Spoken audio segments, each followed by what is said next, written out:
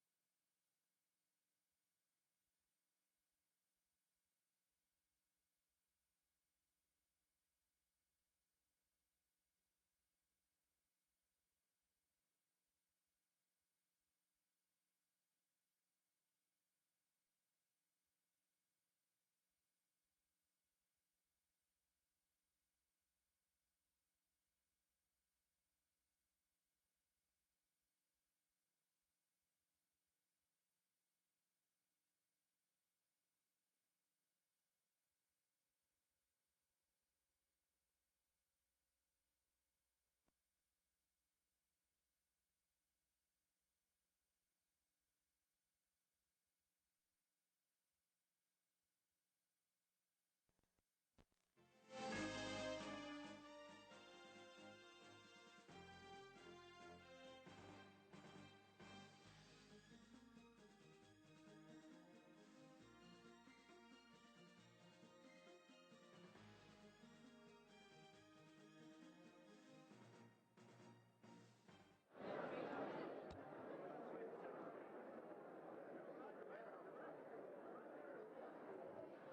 Mic check, 1 2 1 2 1 2 1 2.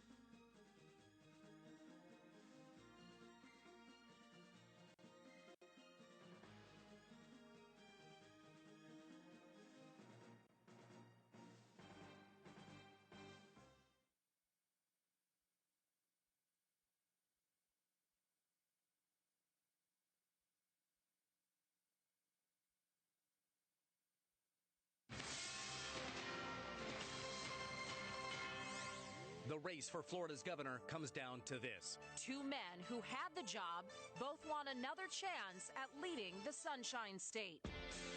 You're lying again, and it's not right. Incumbent Republican Governor Rick Scott. He'll talk a big game, but there is no action. Charlie had this job. He didn't do it.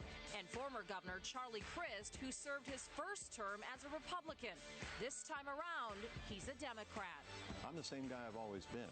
My own former party, at least the leadership of the Republican Party, went hard right with the advent of the Tea Party. Voters must also decide Amendment 2. Will Florida legalize medical marijuana? This medical marijuana amendment is going to have all kinds of unintended consequences. If you trust your doctor, trust them with this amendment. As the votes are counted, Fox 35 has live team coverage and analysis you won't get anywhere else. Election night on Fox 35 starts now. Good evening, and thank you for being with us. I'm Luann Sorrell. And I'm Bob Fryer. We are just getting started with this thing. So many things to break down, from medical marijuana to the balance of power in Congress. We're starting off, though, with the race for Florida's governor. And the numbers are just now coming in, and just as expected, even though Charlie Crist had jumped out to a big lead early on, the numbers are all coming in. And right now, it's lining up the way we thought. Charlie Crist and Rick Scott both now sitting at 48%, Wiley with 4%. We want to talk with Keith Landry. He's down in St. Pete right now. And Keith, if you can hear me, I didn't even get a chance to finish my coffee, and all of a sudden we've got some sort of a lawsuit or something. The Charlie Crist camp is filing a motion because in Broward County, apparently there have been some irregularities. They started the election late or something, and so they want to extend the hours. I'm holding the motion right here in my hand. What's going on? All right, here's the latest. We're at the Crist campaign here in St. Pete, and we can tell you, I'm going to pop that off for a second because I hear somebody in my ear, but we can tell you what's going on here, Bob, is that the Crist campaign a little while ago filed an emergency motion to a federal judge in Broward County. A federal judge was on standby in case something went wrong tonight, and the Crist campaign was getting reports of machines that were malfunctioning in 3 cities in Broward County. They were also getting reports that some voters were going into the polling stations and they couldn't have their addresses matched to the official voting records, so they were not allowed to vote in several of these instances. So the Crist campaign said, wait a second, this is our base. They went to that federal judge, they filed the emergency motion, and at this point, as of just a few minutes ago, they're still waiting to hear back from that federal judge as to whether or not they will extend the voting in parts of Broward County. Now, the spokesman I talked to for Crist campaign said folks down there in Broward County who are in line right now should stay in line, and they might get the chance to vote still, depending on how this all shakes out. But the judge has not ruled on this point. The interesting point is that the Crist campaign went to the supervisor of elections in Broward County and asked that person if they could extend the voting, and she said, no, I don't have the authority to do that. So they very quickly went to the federal judge in that circuit and asked for the extension. Right now we're waiting. Polls have closed across the rest of Florida, including 8 p.m. up in Pensacola and the Panhandle. And now it's the waiting game. Folks behind us, tons of people here waiting, enjoying the atmosphere, just waiting to hear what's going to happen, waiting to hear from the candidates, waiting to hear from Charlie Crist and Annette Taddeo. So interesting stuff. A little while ago, we heard from U.S. Senator Bill Nelson. He spoke to reporters, and here's what he was talking about. I think what you're seeing is that people are so fed up with both parties because of all the negative TV attacks that people are saying a pox on all your houses. And what if we can get a lot of this bad money out of the system and let the candidates raise it in the old-fashioned way, which was make it the phone calls to your supporters and get them supporting you instead of these millions and millions of outside money dollars coming in just to distort the system. Then we can get back to where people are paying more attention to the party, they're paying more attention to the individual. Instead, what this has become is just tear your opponent down and tear them down, not with the truth, but with untruths.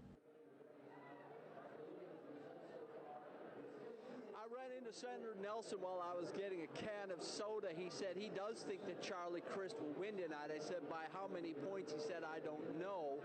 He said he's watching the early voter turnout and how those absentee ballots and early voting numbers break down. That's what Bill Nelson's interested, and he's closely watching the U.S. Senate races to see if the Republicans will take control of the U.S. Senate. So we're in a holding pattern right now at Crist headquarters in St. Pete. This is where Charlie Crist began his political career 20 years ago. This is his home base. This is where all his friends and family are. So this is where he'll celebrate tonight. This very hotel. He celebrated his first victory, his first election as governor of Florida in this very hotel back in 2006 as a Republican, trying to do it again tonight as a Democrat. So when we hear more about this request for an extension of voting in Broward County, we'll be sure to pass it along to you right away. We are live in St. Pete. We'll be here throughout the evening. Back to you, Bob and Luann. Yeah, Keith, hang on a second, because I just been told that motion to extend until 9 o'clock has actually been denied. We're working to confirm that, but what I've got right now is that's been denied, and I'm curious because early on tonight, the numbers were huge for Charlie Crist, and I would have imagined the reaction would have been great there. And now this word of, A, it's getting close, and B, this motion getting denied. Is it more of a somber mood there at Crist headquarters? Well, yeah, that's going to be the question tomorrow morning. However this thing shakes out, if it's really close, should Crist lose by 1% or something like that, you're going to hear a lot of Democrats saying that judge shouldn't have denied it. That wasn't fair. This was our base. These people were standing in line and didn't vote. I mean, this could be another Florida election controversy like we've seen in the past, more of a high-tech version of the hanging chad, so to speak, Bob. Keith, yeah, I think you're right. If we're not careful, we're going to get a reputation here in Florida for not really knowing how to run our elections. All right, Keith Landry, good talking to you, my friend. All right, Luann. Oh, wow, we're already there. Well, let's check in with Mike Simon. He's hanging out in South Florida in Bonito Springs, to be exact, with the Governor Rick Scott camp down there. So, Mike, let's talk about the big story of the night, that motion that was filed by Charlie Crist. What was the reaction there to that? Well, I mean, I think a lot of people here are echoing the following sentiments. I mean, first of all, there was 2 weeks of early voting. There was absentee ballots, okay? And if you were in line to vote by 7 o'clock, you're going to get to vote. So I'm kind of unclear on how extending the hours clock is going to alleviate any situation where a person was in line at 7, because if they're in line by 7, they're going to get the vote. So I can certainly see why a judge in Broward County would turn down extending those early voting hours. And it's also sort of a good ploy on the part of Charlie Crist if you're looking to call a few last-minute votes, as they just put something up on the screen there, as you're looking to last-minute votes out of the panhandle to say, look at all these irregularities in Broward County. Look at how they're trying to take away this election from us. Certainly is good for if you want people to go to the polls in the last minute in places like Escambia County. As far as the overall mood here, it's a little bit tepid. I mean, you just heard the cheering in the background, but really for a governor running for a second term, I mean, normally in a normal kind of year, I guess, this room would be absolutely full of people right now, and it just simply isn't. A lot of people sort of hanging back, waiting to see what happens. And let's keep in mind some of the things about the numbers that we've seen so far that have this thing razor close. First of all, you know, the absentee ballots, the Republicans should have had a major advantage. They should have had a 98,000 vote advantage even going into the counting of the early votes. So that's certainly got to concern Republicans at this point. The other thing is, you know, a lot of the smaller counties and the more reliable vote totals are going to come in first. For example, the election's pretty much over in Seminole County, and we've heard everything that we're going to hear out of that supervisor of election for the night.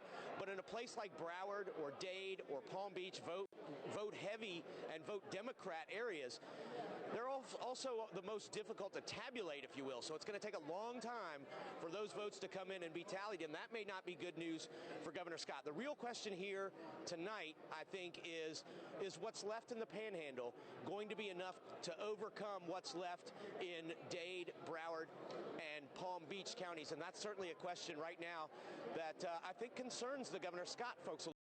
I want to talk to you about, and that is, in just kind of looking at the numbers locally, I had a chance to check in Orange County, where early Chris had a 30,000 vote lead, and I thought to myself, that's pretty normal. That's about what the electorate is in Orange County.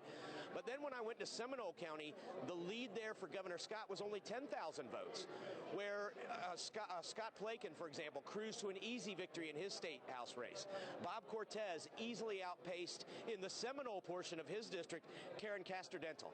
So for him to not have a large margin in Seminole County, one of the bellwether counties that the Scott campaign said that they were going to be looking at, certainly should be a cause for concern, Bob and Luann. Well, Mike, we've been looking at the numbers as they come in real time right now, with the districts reporting 48% to 48% for, you see it right there, Rick Scott and Charlie Crist. Razor thin, as you said, this is what we expected. Are you getting a sense there at the Rick Scott camp that they plan for an all-nighter? Yes, I do, and I think maybe that's why the room isn't as crowded as maybe it would be at this point, because certainly if Rick Scott were cruising to an early victory, they would just simply be filling the room already, because when the ballot returns started coming in from the Panhandle, when those polls close at 8, it would be pretty quickly apparent, especially given that Governor Rick Scott is expected to win there and win easily anyway. So the fact that there isn't a full room tells me that they think it's going to be a long night, number one. And then number two, they really should have a lead, and a substantial lead at this point, maybe by 1 percentage point or so, if they were going to cruise to victory tonight. Because again, Palm Beach, Broward, Dade, notorious for having trouble reporting those votes, and especially if they're still standing in line to vote in Broward County, that's the place where Charlie Crist really has to do well if he's going to have any chance at winning this election.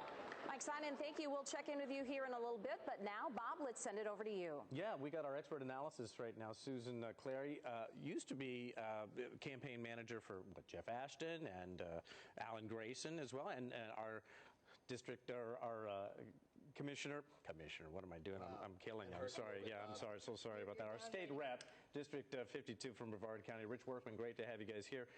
Let's talk about this, because I want Susan, take me into the mindset of a campaign manager or a campaign, because this motion that got denied, I guess, till 9 o'clock. Maybe they don't think it's actually going to work, but they got it in legally. You know what I mean? The Crist campaign got this in. So if there is a discrepancy at the end of the night, maybe they're down a couple percentage points, they can come back and say, yeah, but if you had let us get all of our people in to vote, it would have been a different story. Is that what's going on? Well, I mean, I think we knew going into this that Broward and Miami-Dade were going to be late. Yeah. 2 years ago, same thing. Broward after 10 o'clock, Miami-Dade after 11 o'clock. And there always seems to be something going on in South Florida.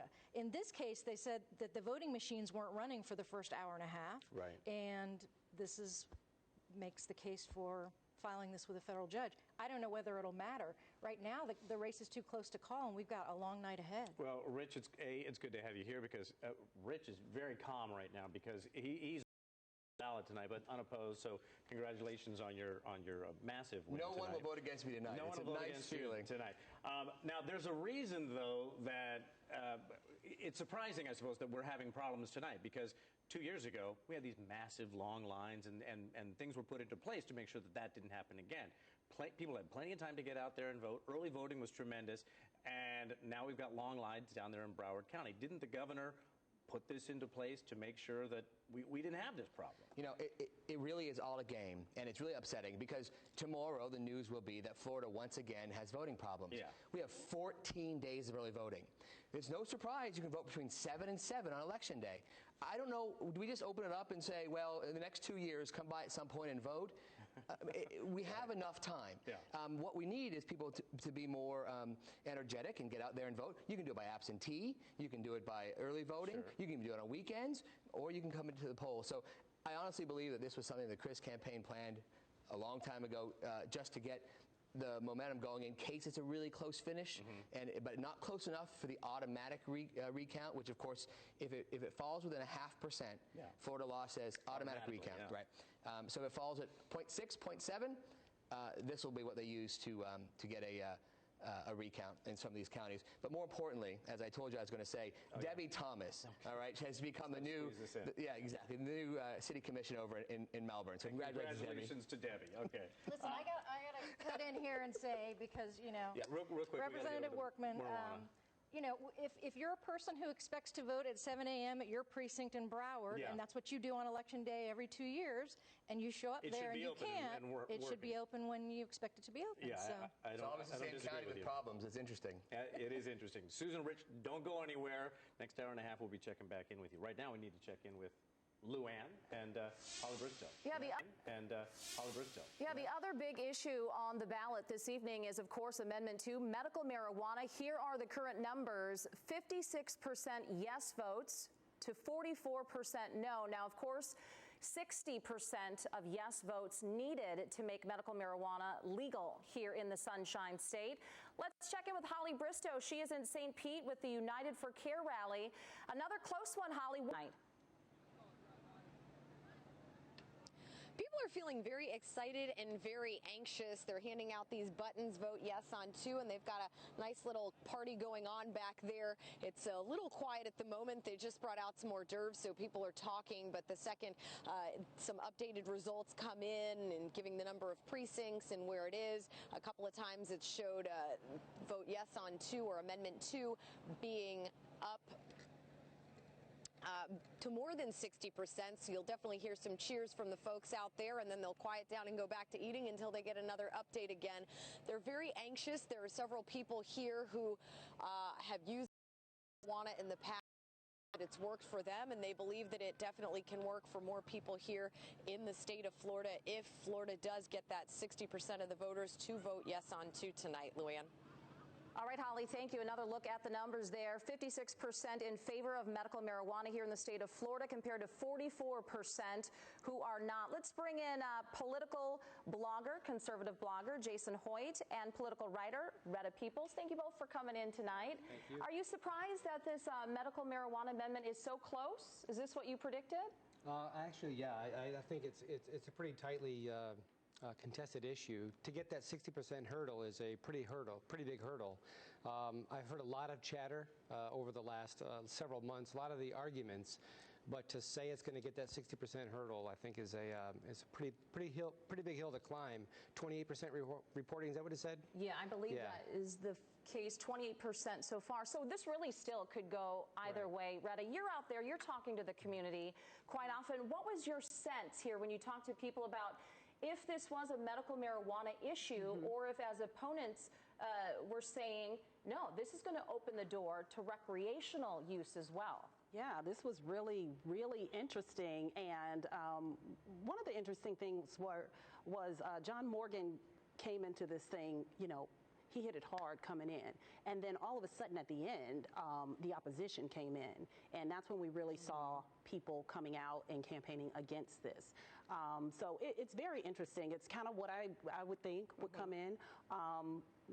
But like you said, it is a pretty big number to reach. And there's kind of a debate. Is it the recreational use or is it just medical marijuana? Because if you strictly made that case about medical marijuana, I think that you can make that case for health reasons, for we have to have choice, not just chemo all the time, but are there other loopholes in there, though, really, that really got people upset? Yeah. Right. It wasn't tightly written at all. And you know, that was one of the things that really upset people. And there's a liberty-minded issue. The Tea Party liberty-minded folks saying, should the government be in that, should a natural plant be outlawed? Yeah. But it's odd that the liberty-minded folks are also promoting the idea of having massive government regulation and government oversight on something. So it's kind of an interesting debate. Do you also think when so many of the sheriffs came out and spoke publicly against this, that kind of maybe swayed people to vote no? Absolutely. Absolutely. And I think Sheriff Grady Judd was one of the most outspoken people. Yeah, you know, speaker. That was absolutely. He was fantastic about this. And I do think that he was very, very convincing in his argument. Absolutely. They took that argument from a medical marijuana issue to giving people the idea that it's about the recreational use. And so I think that's when the opposition came in and kind of said, we're not ready for that. So we'll see. Let's talk a little bit about the governor's race. I think we all were expecting it to be neck and neck. So much money was poured into these campaigns, negative advertising. When you blog with people, what was their reaction to all the negativity? I think most people, like myself, and I'm kidding here, but I think I need just one more day of campaign ads to really make my decision. Yeah, it's just, there wasn't enough, I think I just need right? one more day, exactly. I'm here actually to celebrate that tomorrow there will be no more campaign ads. I'll break out the balloons with you on that one. Yeah, and you know, with the campaign consultants really driving a lot of this, their 15% media buy fee, I'm sure they're loving it. Yeah, well, Retta, voter turnout is a little low, it appears, down 10%, I believe. Our colleague Kimberly Wiggins reported earlier this evening. Do you think it's because of the negative ads? It's also midterm election. Why do you think fewer people were going to the polls this time around? I do. I think it was a lot of the negativity that was out there. You know, I had a good friend of mine that said, you know what, I'll vote for whoever stops the mudslinging. You know, she said, whoever it is, I'll vote for that person. So I think people were sick and tired of the mudslinging, and they wanted the facts. They really wanted to get down to the issues and start talking about education, immigration, all those things that really, really matter. All right, you guys stick around. We'll have much more coming up. But now, Bob, let's send it over to you. All right, Luann, thank you. Real quick, do need to go back to Keith Landry back down there in St. Pete. A nice get for us here at Fox 35 in our web coverage. We've got Bill Nelson down there. Keith, can you hear me? It's always nice. The Chris campaign, watching the returns as we all are tonight. And again, what they were shooting for, they were filing that motion, trying to get those extended hours down there in Broward County. A judge denied that motion, so we're still going to be talking about that. And in just the past couple of minutes, as we've been watching, Rick Scott has taken the lead over Charlie Crist. Even though Charlie jumped out to a huge lead early on, it's been neck and neck, as we expected it would be. So it's going to be a long night in this race for governor. Let's check in with Keith Landry out there and Bill Nelson. Keith? Hey, Bob, I hope everything's going well back there. I've got U.S. Senator Bill Nelson with me right now. What are you thinking about as you're watching these returns come in? Of course, the polls just closed at 8 o'clock most of the way across the state. What are you watching? What are you observing right now? It's in Charlie's direction.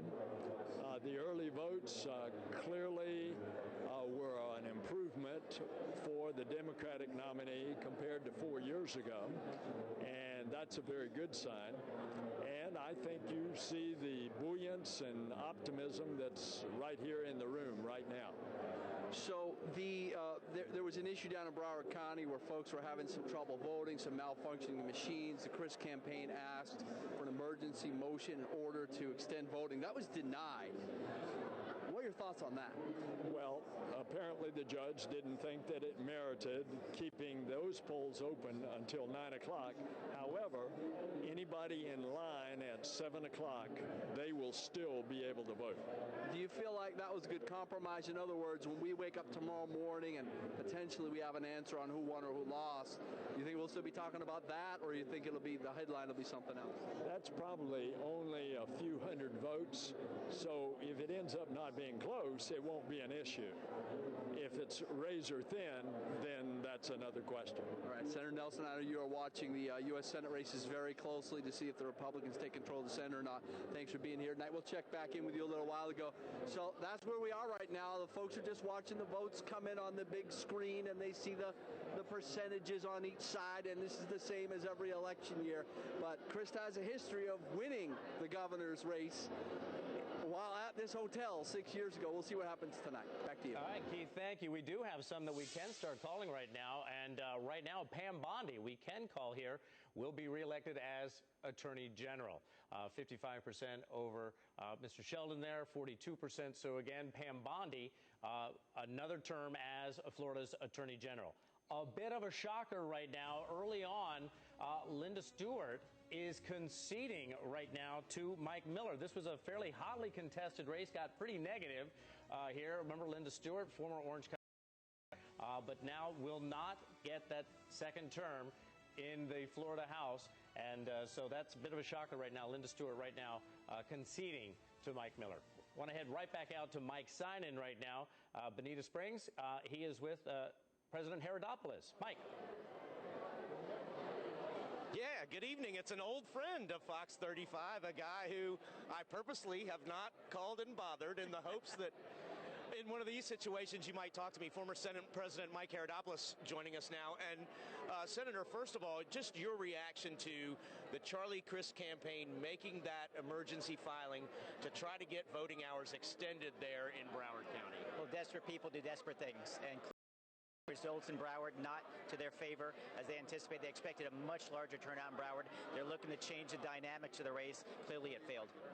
Your thoughts on it being so close? I mean, we were just watching people biting their fingernails off over here, and now it looks like Governor Scott is starting to gain a little traction. I think he is.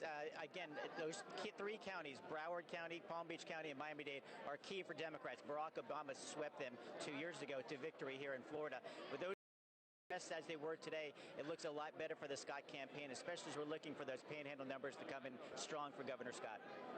My sort of analysis of this race was, will the panhandle votes overcome what's notoriously late reporting Broward, Dade, Palm Beach? Agree with that, and do you think you've got enough of a lead now to hang on? Well, I hope so. It's going to be close. I think everyone anticipated this is a purple state, proven again tonight, and I think we'll see it again in 2 years. But I think that's the dynamic. How many votes are they going to come in the panhandle to offset those three counties in the South? The good news report for Republicans, at least, is that those Broward numbers are down so dramatically, as well as Miami-Dade. I think that's good news for Governor Scott, and looks like if he can just hang on for a couple more hours, he's got this re-election. All right, are you ready to move back to Tallahassee with me for a month's worth of recounts and lawsuits? Absolutely not. Absolutely not. Let's hope it ends in a fair way today. Whatever the result might be, Republican or Florida can move on in a positive way as we take on the challenges of tomorrow. Former Senate President Mike Herodopoulos joining us. Thank you so much. And guys, again, they're watching the same thing I'm watching. Is he going to be able to build enough lead to overcome what happens late? And as you can hear some cheering, they certainly think this thing is now starting to turn in their favor, Bob and Luann. Mike, thank you. We're going to take a look at some congressional races now in our area. 4 incumbents being declared winners. Let's put those up so we can take a look. The first one is Corinne Brown from District 5. She has been declared the winner tonight. You can see 65 to 35%. Another U.S. House seat, Alan Grayson being declared the winner tonight from District 9. And we will be bringing that up very shortly as we're working feverishly to bring you the very latest numbers here at Fox 35 tonight. As we said, Alan Grayson, Corinne Brown, I guess no shockers really there. We expected the incumbents in those races to pull out a victory as they did tonight. We do have two more. John. Yep, there's Grayson, 54% to 43%.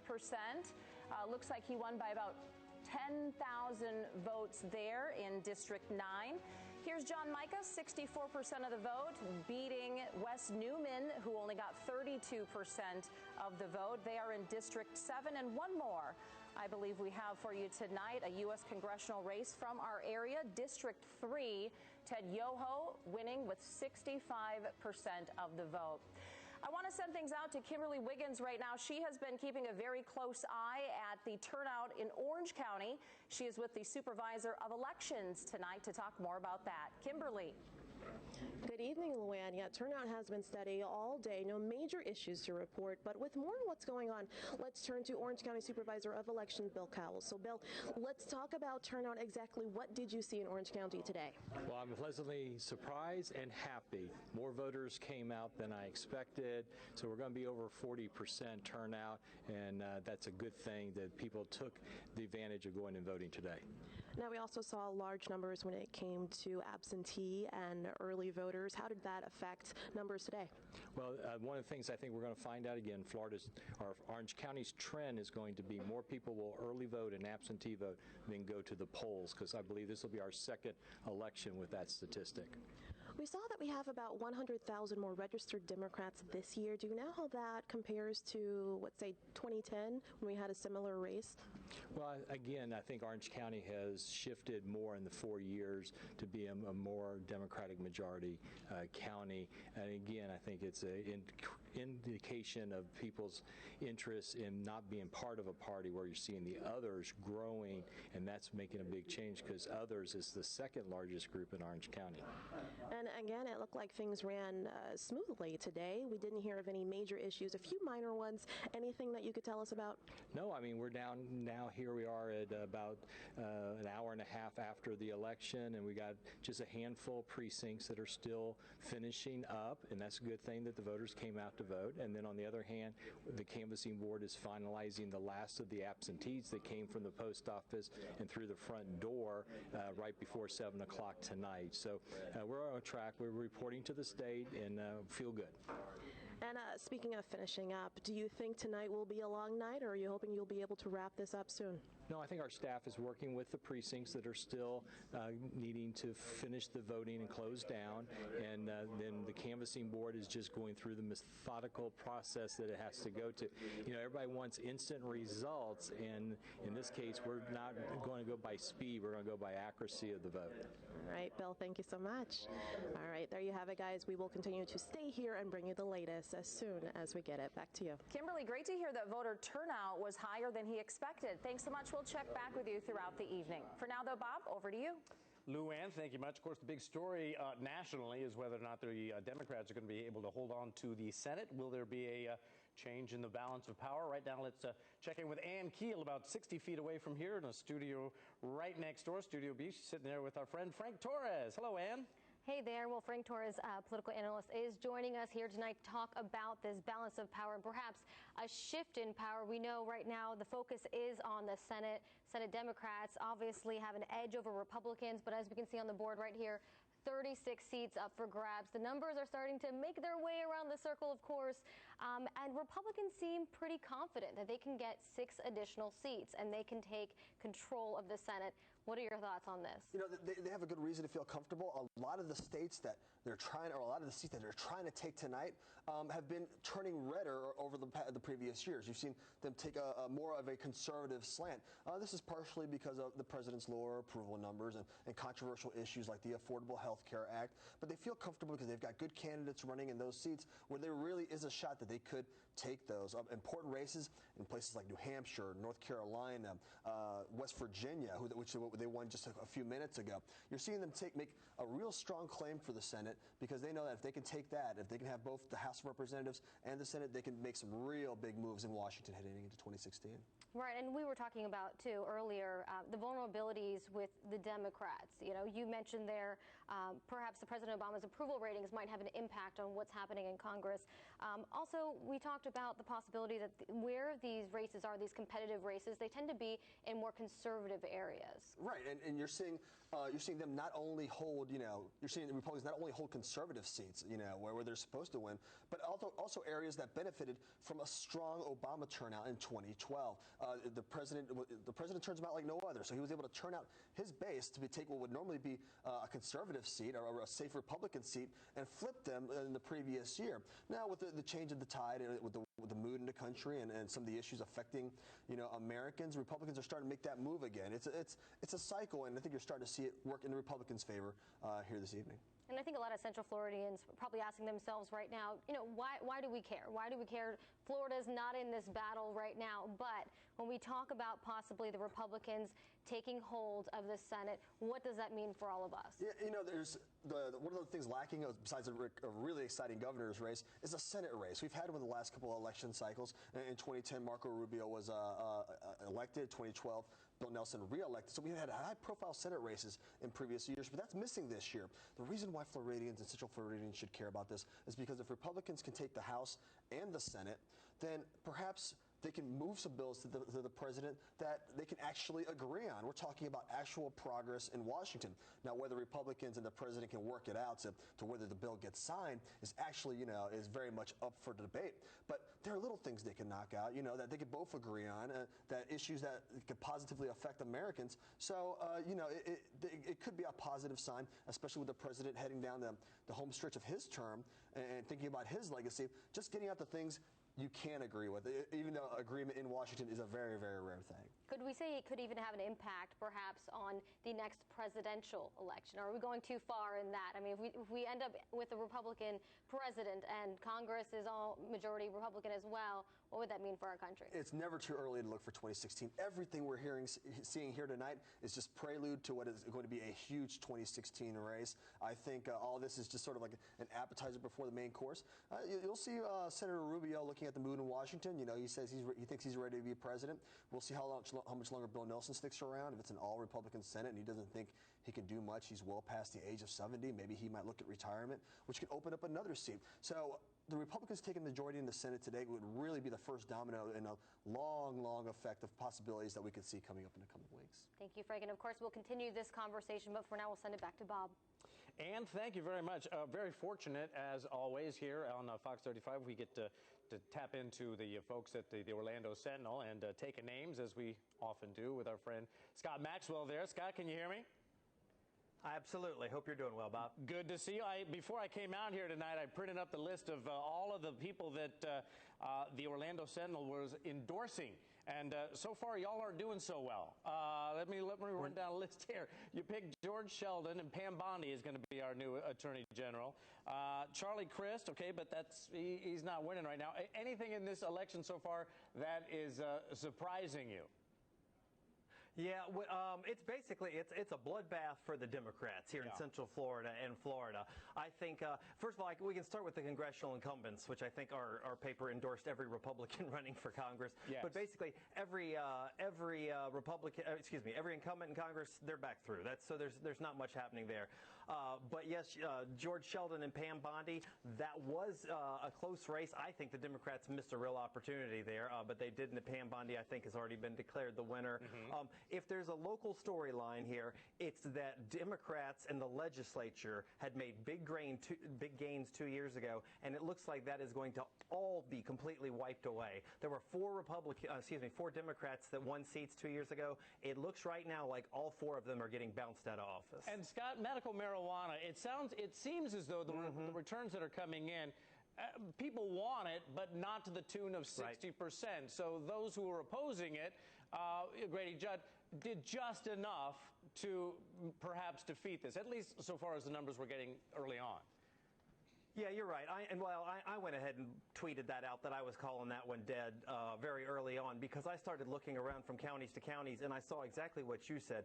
Virtually every county out there has the majority of people, more than 50%, saying they want this, but very few pass that 60% threshold, and that's a really high bar to clear. One thing you may remember, Bob, one of the great ironies of Florida politics, we have a 60% threshold because of an amendment that passed with about 52% of the voters. Right. But that's a hard bar to pass. You'll hear the stat in the coming days where people will say that Florida is the first major state to reject medical marijuana, and that sounds like, oh my gosh, where are we out of the trend? But it's that 60% you're talking about. A lot of other states, you only have to get to 50%. Real quick, I got about 10 seconds. The sales tax revenue, the property tax for schools in Orange County, do you think that's going to fly? Oh yeah, take that to the bank. Or actually, I guess you're going to lose the money, so don't put it in the bank. But yeah, that looks like that's going to pass. You mean you're going to lose the money if you own a home there in Orange County, but it's going to your kids' schools, so that's a good thing. Very popular, absolutely. Yeah. Okay. All right. Hey, Scott Maxwell, we'll be checking back in with you throughout this webcast, and of course coming up later on Fox 35 News at 10 and 11 o'clock. Meantime, we're going to step away for just a moment. We're going to have a quick cut in on Fox 35, so look for us there, and we'll be back here in just a moment.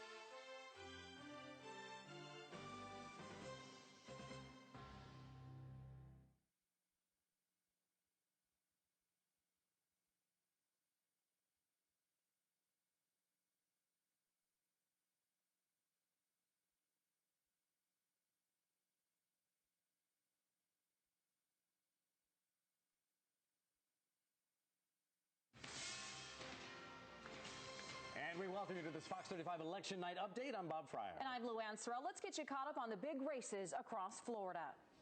First up, you've got the race for governor. Incumbent Republican Rick Scott taking on former Republican governor turned Democrat Charlie Crist. And right now, Rick Scott with 49%, Charlie Crist 46%, and Wiley with about 4%. And the other big issue on everyone's mind tonight, of course, the battle over medical marijuana. Amendment 2 needs 60% of the vote to pass. You can see here right now, it only has 57%.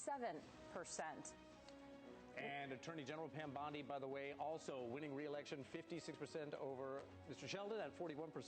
We're going to return you to your regular programming now. You can join us on myfoxorlando.com for extended coverage.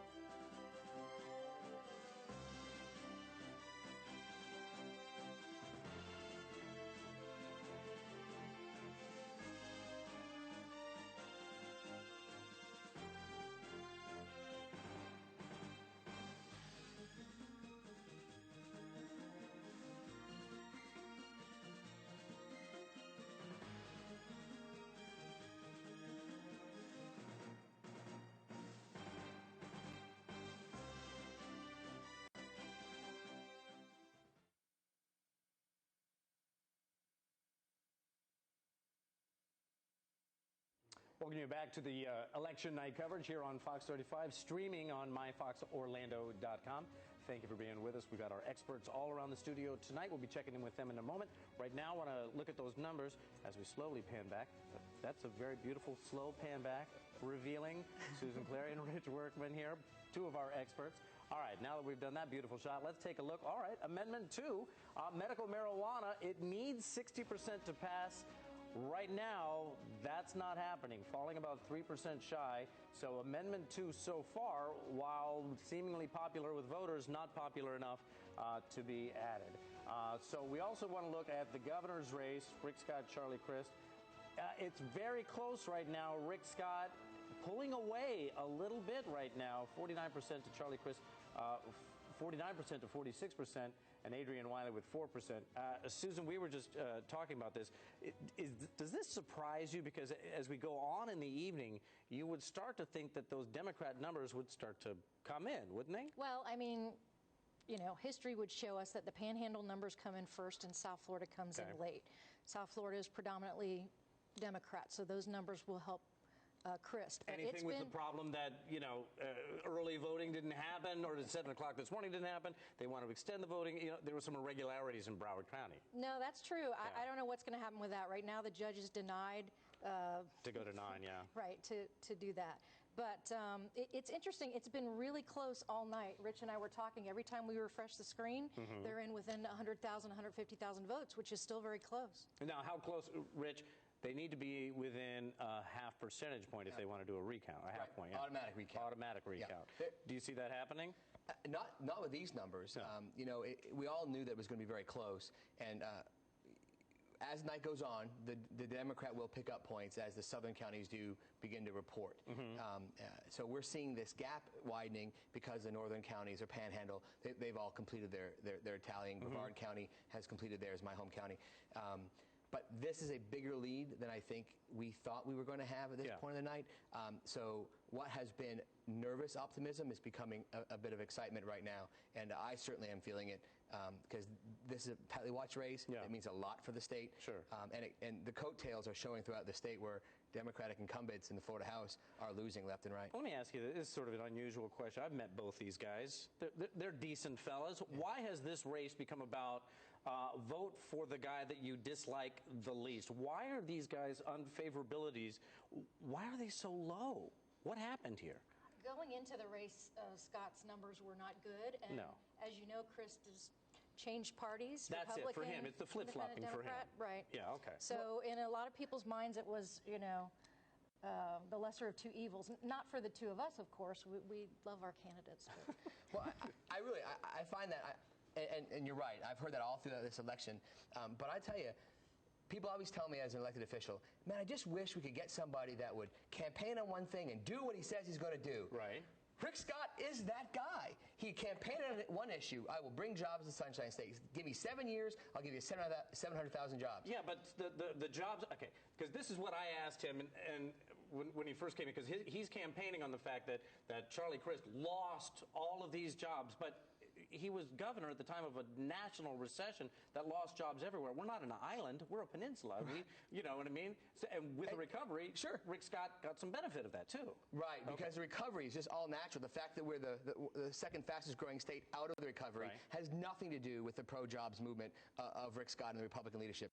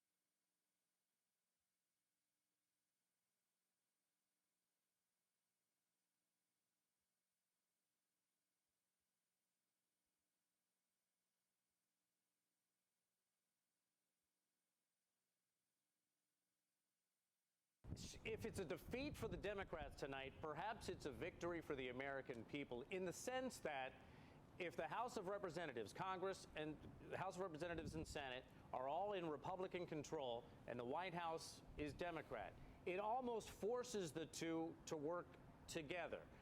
In the sense that there will, Obama in his last 2 years doesn't want to be a lame duck, and the Republicans in Congress want to show that they can get something done as they lead into a presidential election. Yes?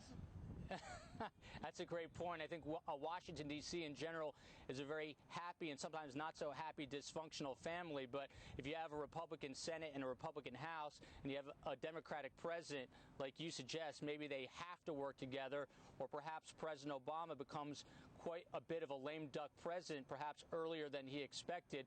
You hope, obviously, for the people of the United States of America who put these politicians into these positions of power, that these sides will all come together and try to work together to, get some of their policies pushed through. There has been some talk from the president prior to the midterm saying that after the midterm election, he was going to shove through some immigration reform no matter the outcome of the midterm election. So it will be interesting to see what President Obama has to say about all this come tomorrow, and he is expected to have a news conference tomorrow, as he does after every midterm election. Bob? Joel Waldman, fantastic to have you join us tonight. We really appreciate it. Thank you very much. I want to check back in with Luann, bringing it back a little more locally, and of course the big issue, other than the governor's race. That's right. One of two big issues tonight, of course, Amendment 2, whether Floridians are going to legalize medical marijuana here in our state. Let's take a look at the latest numbers coming into the Fox 35 newsroom. Actually, let's just go out to Holly Bristow. Holly, last time we checked, the yes votes were only at about 57%. It looks like at this point it's going to be pretty difficult to get to that needed 60% of the votes.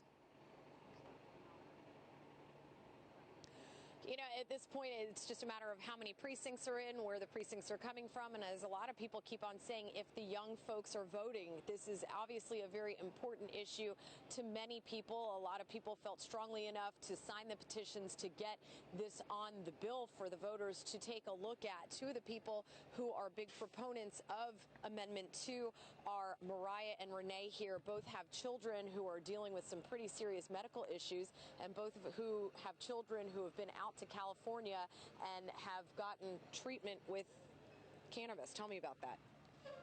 So we recently just came back from California, where we underwent the proper protocol of how to gain access to medical cannabis. With a physician's recommendation, we acquired the correct and right medications for our children. And I'm happy to say that my son Brandon, who's 12 years old and has a severe form of epilepsy, is almost 4 weeks seizure-free on cannabidiol and THC. And just to be clear, you were telling me a moment ago he was having almost a dozen seizures a week prior to this. Yes, he was. And I think more than that, his suicidal tendencies and autistic-induced pharmaceutical side effects is what affecting him every day. The most important thing is giving your loved one the best quality of life. And as a mother, you have to do everything in your power to give your child the best quality of life. Obviously, this is something that's very near and dear to her heart. She was in tears just a few minutes ago talking about what she's been going through with her son and some of his medical issues, the difference that they've seen by trying this. And she even told me that if this doesn't pass, she's going to strongly consider moving out to California so she can get her son the medical attention that she says that he needs. We'll talk to them a little bit more a little bit later. For now, we're live in St. Pete. Holly Bristow, Fox 35 News. Very moving to hear that, Mother. Holly, thank you. We want to check in now with the Rick Scott camp down in Bonita Springs in South Florida, where Mike Synan is hanging out with the Florida Speaker of the House. Mike. Yes, good evening. Two brand new fathers for multiple times, of course. Going to sit here and have a chat now about just what a dramatic difference this room is and everybody's mood is, even from an hour and a half ago. Your confidence level right now as you see Rick Scott begin to get what looks to be a commanding lead. Well, it is a big lead, and the reason for that is because Governor Scott for the last 4 years has had a historic record of job creation, investing in education, and moving the state of Florida forward. And And tonight is a validation of the Rick Scott policies that we've had for the last 4 years. And so it's going to be a historic evening for the Republican Party. At the cabinet level, at the governor's level, at the legislative level, we're going to win a lot of seats tonight. And I think it is a true validation of the policies we've been pushing for. I want to ask you about one old colleague and some new colleagues that you're going to have, especially in Central Florida. You talked about that wave. Mike Miller wins in Linda Stewart's district. Coach P wins in Joe Saunders' district. Scott Plakin returning to the House in Mike Clellan's district, and then a huge victory for Bob Cortez in what is a very purple district, the district that I live in. Your reaction to taking those 4 seats in the Orlando market? Well, again, those are seats that, we lost in the Obama wave in 2012. There was a significant Democratic wave that took place in Florida. We're seeing things readjust back. Coach P, Placencia, is a great candidate. Bob Cortez, same thing. I know Scott Plakin with him and Representative Miller now. There's a reason we won those seats in Orlando, and it's because they ran great campaigns, and candidly, they were running on an agenda that was to further the Rick Scott agenda, which was to cut taxes. It was to continue to find ways to increase spending for education. It was to continue jobs in Florida, and that message is working. And I think Florida is working right now, and we're going to continue on the upward trend. All with being challenged there in Broward County ploy in your mind? Yeah, when people file lawsuits at the 11th hour, it's now been thrown out by a judge now, I understand. That's usually a last-minute ditch effort to try and salvage something. It's an act of desperation. I believe it's because they knew they were losing. We now know it's because they are losing. I feel very confident that things are trending our way, and I think Rick Scott's going to be governor for another 4 years. All right, last question. Adrian Wiley lives in your neck of the woods in the Tampa area and been polled consistently in the 7 to 10% range. He's going to end up collecting about 4% of the vote.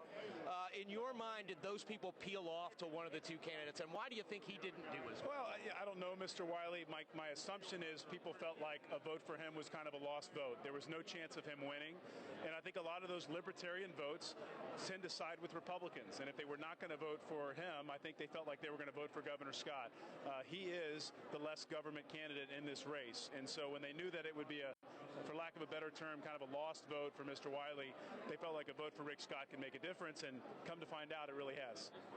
House Speaker Will Weatherford with us, and let me tell you, back in Orlando, I already heard the whispers in this room about 2018. He's not going to think about that tonight. He's going to think about 4 more years of Governor Scott if it does turn out that way. We'll ask you about that maybe a little bit down the road. Thank you so much. Thank you very much.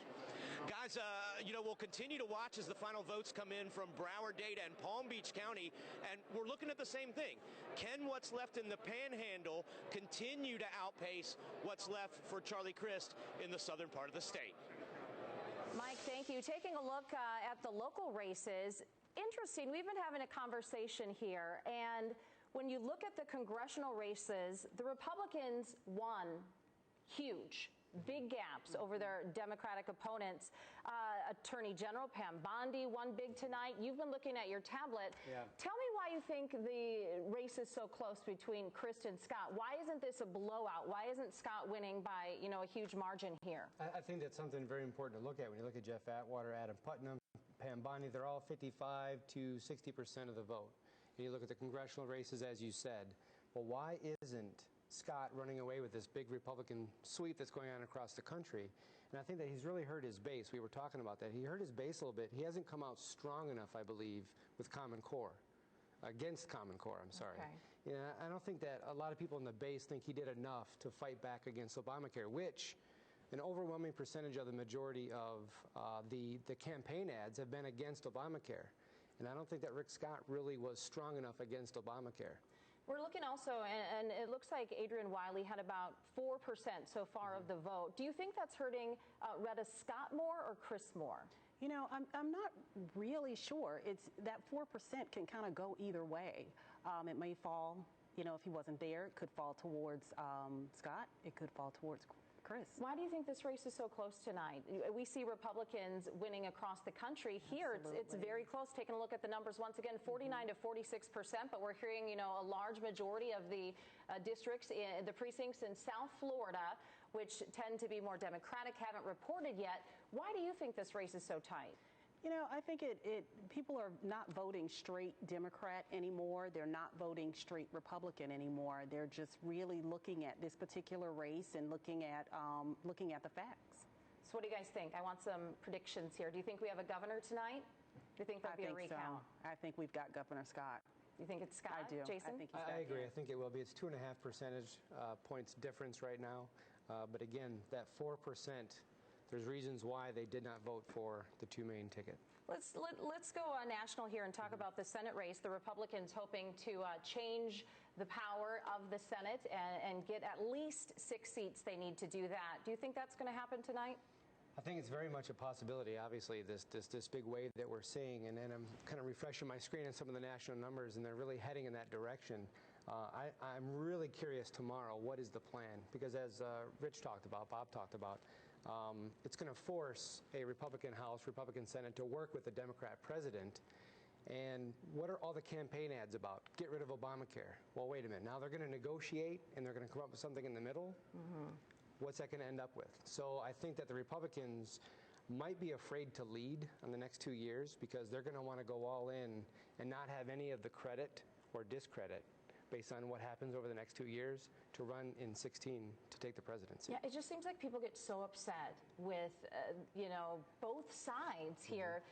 You know, it's hard to compromise. They're not working together to make things happen. So every 2 years, we're kind of voting the other party out and the other party in. Right. How do you think things are going to change on Capitol Hill if the Republicans do take over the majority in the Senate? You know, they've got the last 2 years of Obama, and I think it's going to force them. It really is going to force them to work together, and I think it's going to be good for the American people. All right. Retta, Jason, thanks so much. We'll check back with you in a little bit, but Bob, let's send it over to you.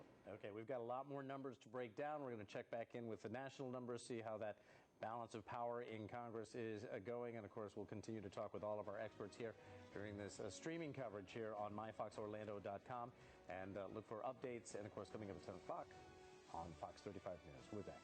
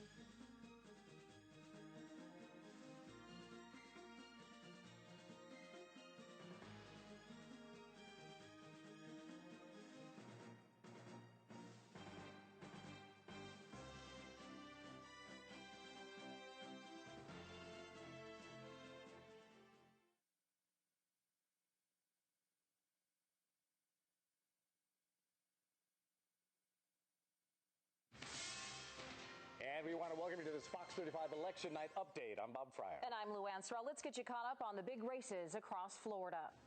First up, up, the race for governor. Rick Scott taking on former Governor Charlie Crist. And Rick Scott now with a narrow lead, just a few percentage points separating the two, 49 to 46%. Adrian Wiley coming in at 4%, 80% of the vote in right now. And the other big issue on the ballot tonight, Amendment 2, of course, the legalization of medical marijuana in our state. It needs 60% of the vote to pass. So far, it is falling just short of that mark with 57%. And there's that property tax in Orange County. Would keep pumping property tax money into our schools, right now passing, and it did pass by a 3-to-1 margin, 77%. We are going to return you to your regular programming now, but we'll see you back here at 10.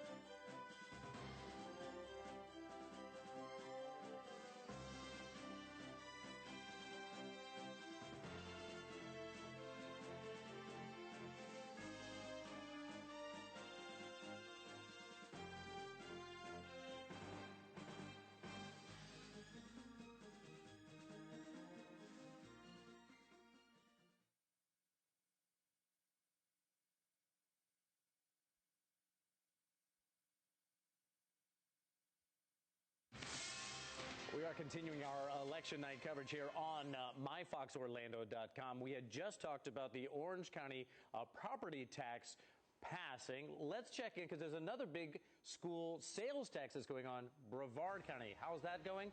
58% to 42%. So again, this is looking like it's going to pass. And since we're fortunate enough to have Broward County's state rep here with us, Rich Workman, we're certainly going to ask you about this. There was a real danger, check me if I'm wrong, of 12 schools that were in danger of possibly closing, yes?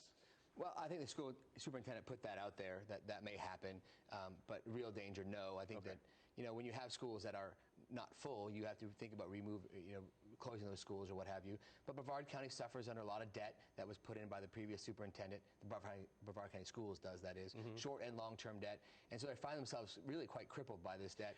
And so it looks like you just saw that the 58% say yes, so that'll be a half cent increase in their taxes. What was the difference between this go around in 2012 when it came up, didn't pass, and 4 schools had to go, essentially?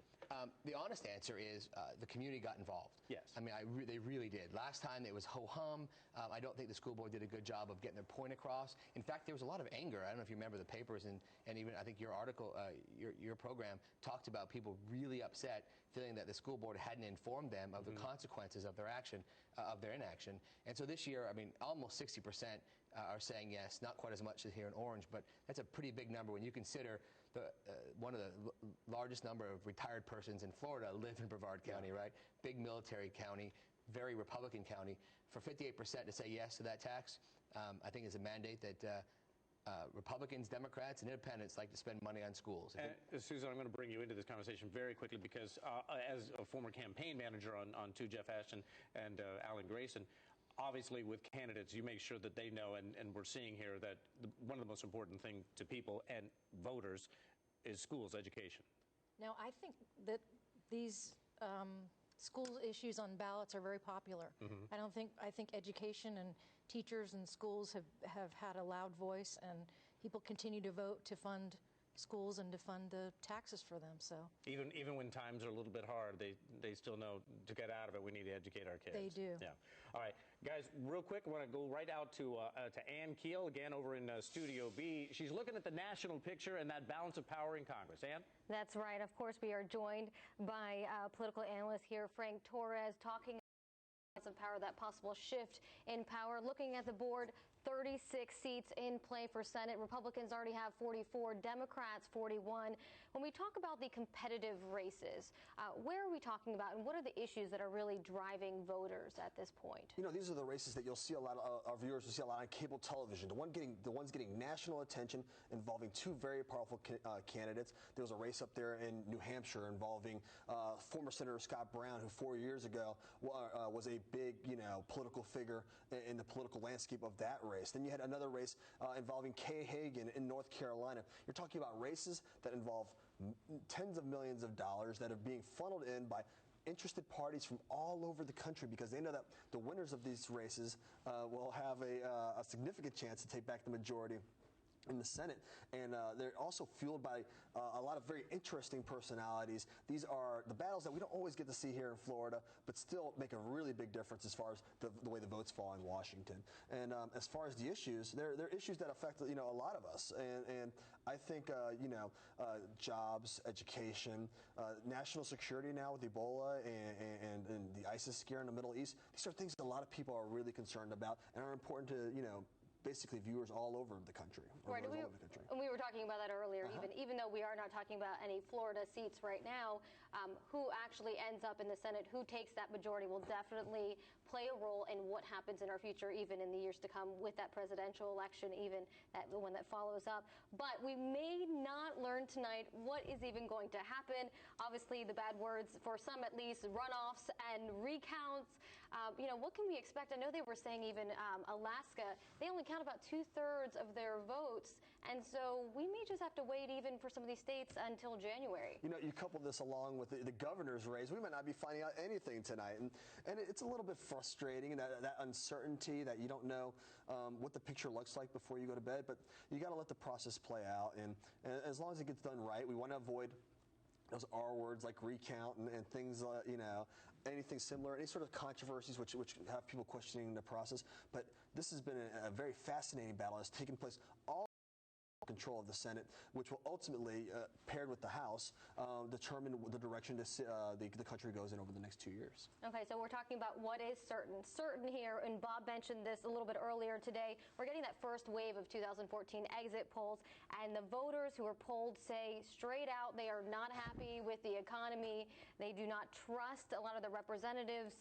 I know in particular they said about a quarter are dissatisfied or angry with both Obama and the GOP leadership in Congress. Another 6 in 10 are unhappy with one or the other. What do you think about all that?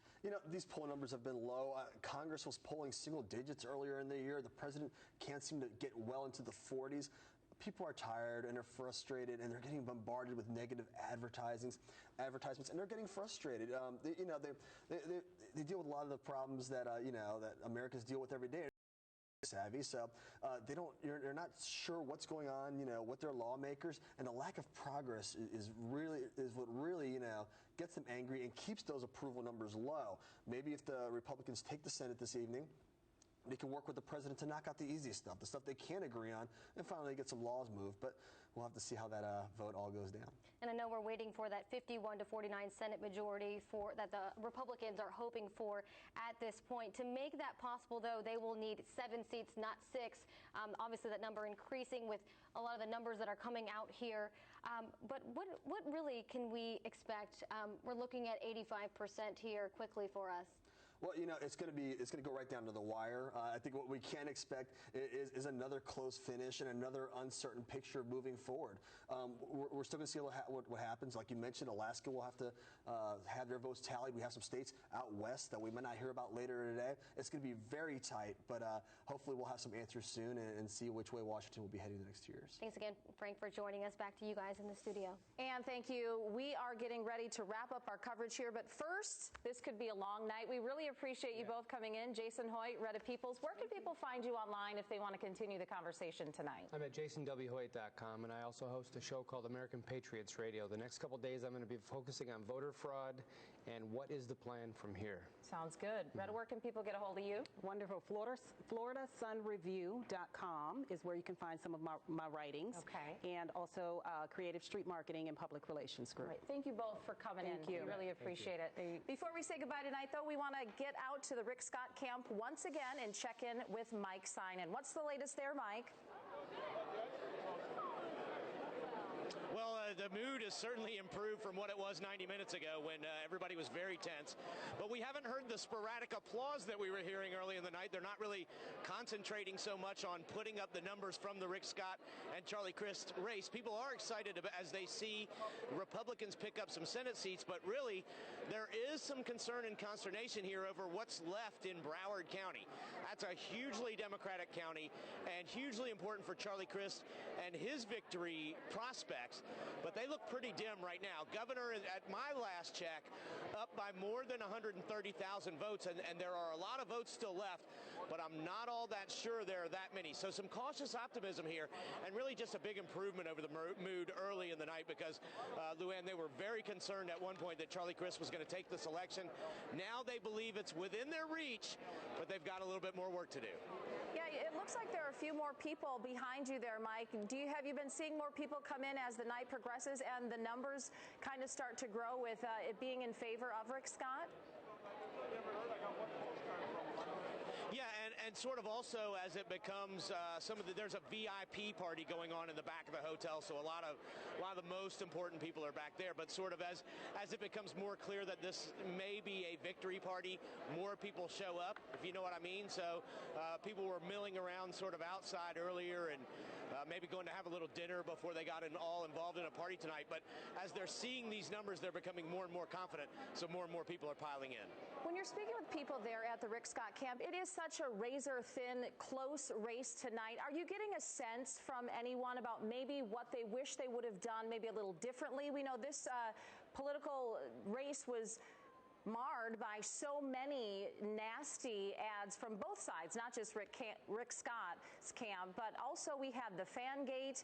Is there anything that's really jumping out at you as something the people there are saying, oh, I wish it wouldn't have gone that way? Oh, no, absolutely not, Luann. Don't think for a moment that all of that stuff matters when you compare it to one thing, and that is winning.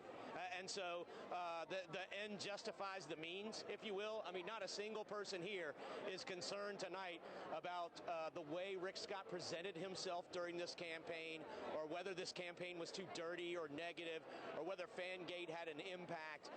That's basically for the losers to go over and decide what they did wrong and how they would do it better. And if you ask whoever loses tonight, they're going to say the answer was more money earlier. I mean, let's remember, Charlie Crist had very high approval numbers going back to the spring and very early summer, and Rick Scott hit him with a barrage of negative advertising, and guess what? It worked.